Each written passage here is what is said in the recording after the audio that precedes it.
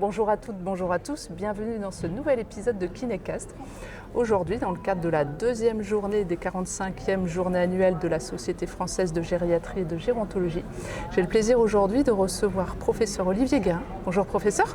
Bonjour. Comment allez-vous ? Très bien, et vous-même ? Très bien, merci. Je suis ravie d'échanger aujourd'hui avec vous et d'avoir accepté cette invitation. Donc je fais un petit clin d'œil à Dr Xavier Gervais qui a pu nous mettre en relation. Alors je vais vous demander tout d'abord de vous présenter.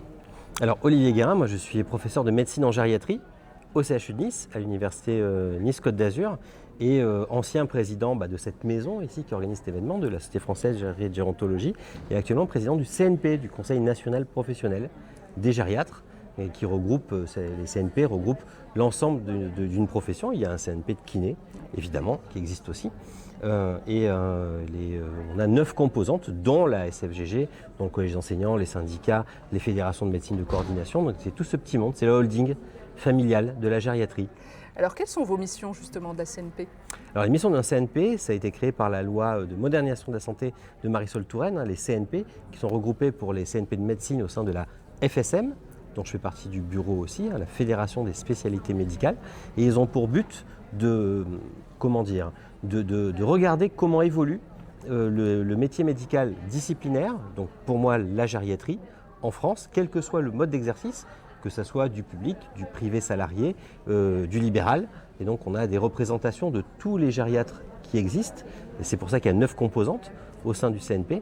Et là par exemple, un des gros sujets, mais qui est aussi un sujet, je le sais pour mes collègues du CNP de kinésithérapie, c'est la certification périodique, qui est maintenant dans la loi, et donc un des sujets qui nous anime beaucoup, c'est la structuration du référentiel de compétences, du référentiel de certification au sens large, et ensuite son application, puisque c'est nous qui recevrons les attendus de l'ensemble des gériatres, et les discussions actuellement qu'on a entre la Fédération des spécialités médicales et l'Ordre national des médecins pour savoir qui fait quoi.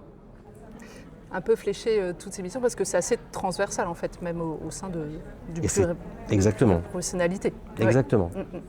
Alors comment justement vous arrivez à créer de liens ? Ça doit être somme toute assez difficile quand même. Bon, on est une famille assez sympa, les gériatres, donc ça se passe bien, quel que soit le mode d'exercice. Depuis les libéraux ne sont pas si nombreux que ça en gériatrie, ce n'est pas une discipline de libéral, c'est plutôt une discipline d'établissement, avec 2 grands champs, le champ sanitaire et puis le champ médico-social. Donc on a vraiment une partie de nos effectifs qui sont dans les structures sanitaires, que ce soit des établissements publics, privés non lucratifs comme on dit, ou privés lucratifs, des 3 fédérations, et puis du MCO, du SMR, du soin de longue durée, qui est l'interface aussi donc avec le champ médico-social, c'est-à-dire les EHPAD, et notamment un des métiers très fréquent en EHPAD et qui est même nécessaire réglementairement, qui est la médecine de coordination. D'accord. Alors on va parler justement du métier de kiné-coordonnateur justement. Comment ça s'articule justement avec le médecin ? Vous avez dit que c'est Xavier qui a fait le passe-plat entre vous et moi. Donc Xavier Gervais, qui est à la fois le représentant de l'AFAMCO, donc une des 2 fédérations de médecine de coordination, avec MCOR qui fait partie du CNP de gériatrie. Et Xavier est très sensible à cette capacité qu'on doit avoir dans le champ médico-social.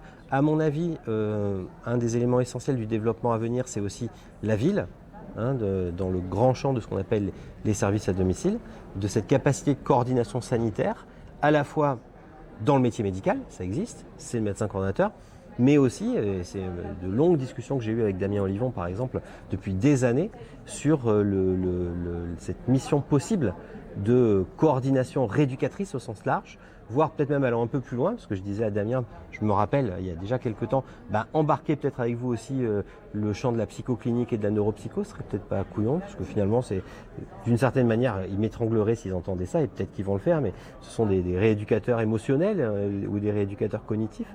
Donc finalement, aux côtés des orthophonistes, des ergots, enfin bref, des champs classiques des rééducateurs, et que le kiné a une place assez légitime, et surtout j'ai l'impression, mais vous allez me le dire, une envie de rentrer dans ce champ-là de la coordination. Et encore une fois, que ça soit en établissement médico-social comme à la maison, comme à domicile, la complexité liée au vieillissement nécessite une vision, je dirais, coordinatrice dans l'ADN des professionnels. Donc c'est absolument nécessaire. Reste à trouver le business model, enfin ça c'est autre chose, mais en attendant, ça me paraît assez nécessaire. L'idée aussi d'être présent justement, que ce soit les kinésithérapeutes et la FK-Corps, d'être présent justement lors de son congrès ici, justement, c'est d'être, de tisser du lien, d'échanger justement sur des projets qui peuvent se mettre en place, qui sont déjà développés de par le métier de kiné coordonnateur. Justement, comment se passent ces discussions? Est-ce que il y a un développement, un déploiement Pour le coup, quand j'étais président de l'Association française de gériatrie et de gérontologie, donc entre fin 2018 et fin 2021, quand j'ai pris mes fonctions, j'ai modifié les statuts, j'ai créé 3 collèges. Il y a le collège dit soignant dans lequel les rééducateurs, tout métier, sont les bienvenus. Ça, c'est la partie du conseil d'administration. Donc, c'était la première fois je voulais être certain qu'il y ait des places réservées pour les non-médecins, parce qu'avec le poids des médecins au sein de la SFGG, quand c'était ouvert globalement, qu'il n'y avait pas de collège, en fait, par effet probablement corporatiste, je n'avais que des médecins en conseil d'administration, parce que les médecins votaient entre eux. Peut-être pas forcément se sentir légitime aussi. Et puis parce que j'avais pas beaucoup de candidats, c'est vrai, Mm. des sciences soignantes ou des sciences rééducatives.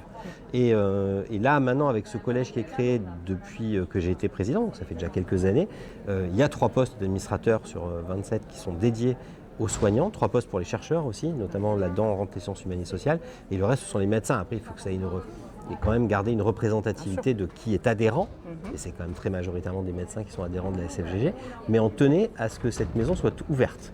Les gériatres savent mieux que quiconque parmi les autres spécialités médicales qu'on ne peut prendre en charge la complexité des patients qu'avec les collègues des autres métiers. Et donc c'est structuré comme ça, et j'en discutais avec le président du conseil scientifique, donc le professeur Jacques Baudart, qui est actuellement président du conseil scientifique de la SFGG, pour qu'il y ait aussi des places au sein du conseil scientifique sur ces sciences rééducatives, et donc nos amis kinésithérapeutes qui souhaiteraient s'investir dans cette maison commune. La SFGG, c'est une maison commune. C'est pour ça que nous sommes présents aussi aujourd'hui et que la SFGG nous a facilité justement l'installation et nous Exactement. a accueillis très, très gentiment.